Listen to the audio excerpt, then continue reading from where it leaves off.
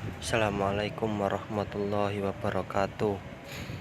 Saya di sini atas nama Anam Nur Sahli akan mempresentasikan makalah yang berjudul Pendidikan Islam di Indonesia pada masa penjajahan Belanda dan Jepang. Pendidikan Islam pada masa penjajahan Belanda dan Jepang. Yang pertama, masa penjajahan Belanda.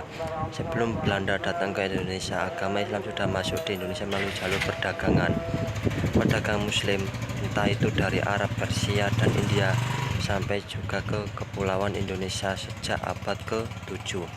Para pedagang dalam menjalankan misi dakwahnya melalui pengajaran, aktualisasi ajaran Islam, sikap yang simpati diperlihatkan kepada masyarakat termasuk kelompok bangsawan. Pengajaran sangat sederhana, mula-mula mengajarkan Islam dengan syahadat sebagai landasan keislaman. Selanjutnya berkembang dengan pengajaran materi fikih dengan mazhab Syafi'i.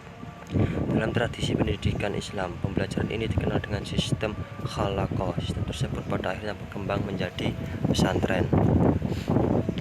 2. Kebijakan Belanda terhadap pendidikan Islam. Kelestarian penjajahan betapapun merupakan impian politik pemerintah penjajahan Belanda. Sejalan dengan pola ini, maka kebijakan di bidang pendidikan menempatkan Islam sebagai saingan yang harus dihadapi.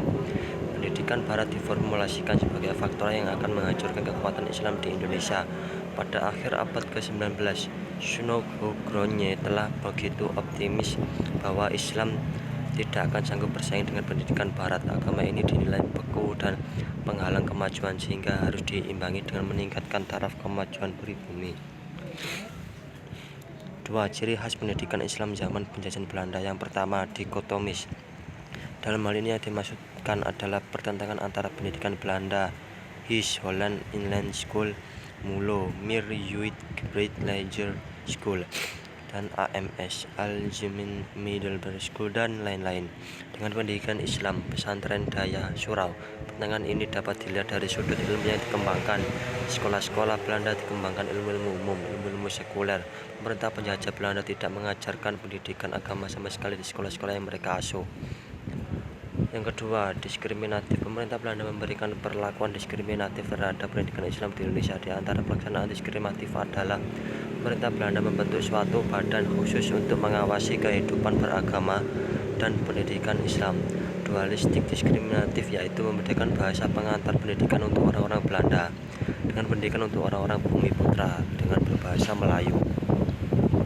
Yang ketiga, masa penjajahan Jepang. Pendidikan Islam di zaman penjajahan Jepang terkait erat dengan saling membutuhkan antara Jepang dan umat Islam di Indonesia.